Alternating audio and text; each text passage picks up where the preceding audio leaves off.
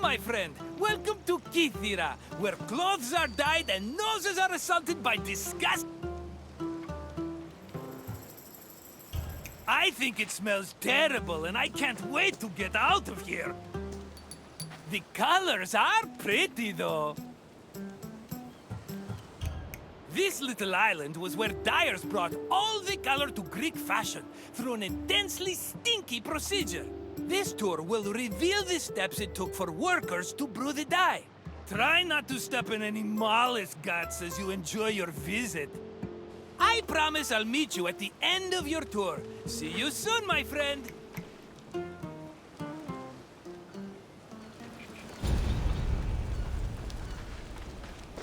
In Greece, fabric and clothing were colored using natural dyes from shellfish, insects, and plants. Skilled craftsmen across the Greek world extracted dyes from these sources and combined them with other substances to create a variety of colors.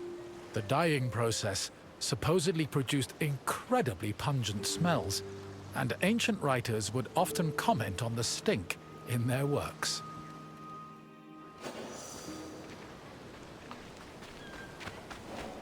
Murex is the generic name for 3 species of mollusks that reside in the Mediterranean.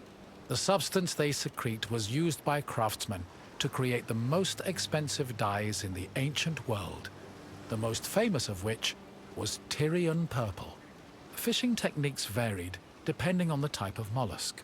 In shallow waters, fishermen could simply dive and catch the mollusks, but they set traps if the water was too deep.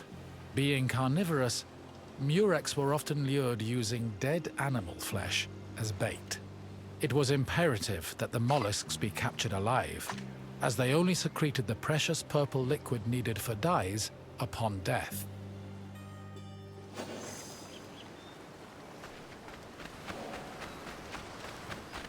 The purple liquid that made up most dyes came from a gland in the murex. To collect it, workers would either crack open the mollusk's shell with a knife, or if it was smaller, crush it with a stone. Each mollusk only produced a small amount of liquid, and thousands of them were needed to produce even a gram of the substance. Because of this, captured mollusks were usually kept alive in seawater immersed baskets until enough had accumulated to produce a satisfactory amount of dye.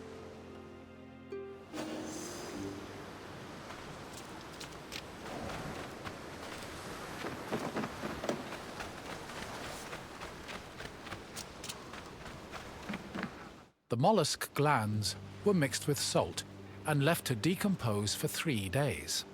Afterwards, the resulting mash was placed in a vat, where it boiled until it was thickened and reduced to 1/16 of its original volume.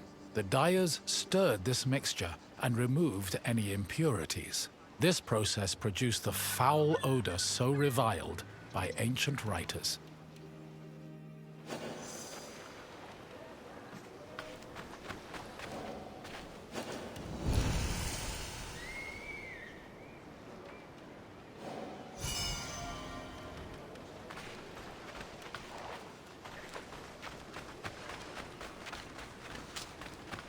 Dyers checked the hue of the purple liquid by dipping in raw wool. The hue could be changed by adjusting the temperature of the liquid and by soaking the wool for different periods of time, with longer soaking producing deeper shades. The wool was dyed once before spinning and again before weaving to ensure it maintained its color. While murex purple dyed wool easily, it did not adhere as well to other fabrics, such as linen.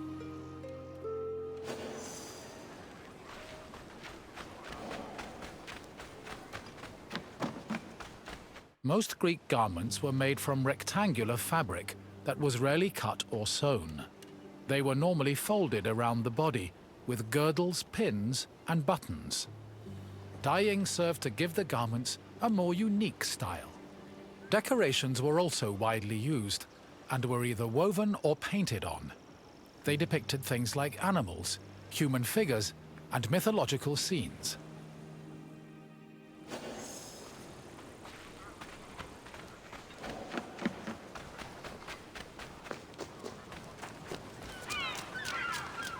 Textile manufacturing and trade was one of the most lucrative businesses in classical Athens. Textiles were made of either wool or linen, with wool being the most common. Women produced the garments worn in domestic life, although some men ran professional workshops that fulfilled the same need. Other textiles were made by slaves and laborers under the supervision of master weavers, fullers, and dyers.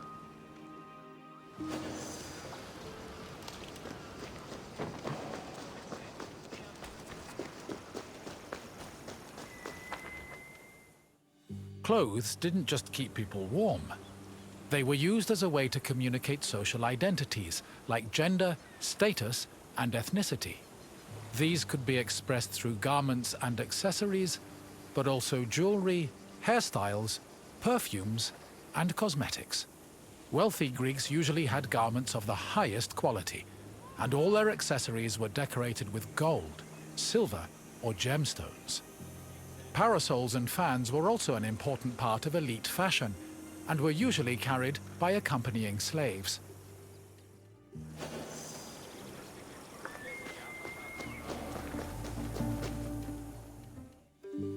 The most common Greek garments were the peplos, the chiton, and the hymation. The peplos, typically worn by women, was a body-length cloth. It was folded back on itself and worn draped over the body and pinned over the shoulders. The chiton was a long garment with sleeves. Ankle-length chitones were normally worn by women, while men wore shorter versions of the garment. A hymation was a mantle that was worn over both the chiton and the peplos.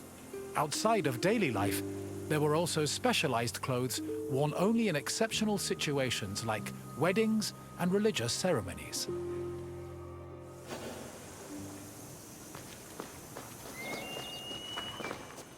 Good to see you again, my friend. I bet your clothes feel heavier now that you know how many mollusks were killed to dye them. But let's change the subject, yes? What else can I do for you? You've got it, my friend. Farewell for now.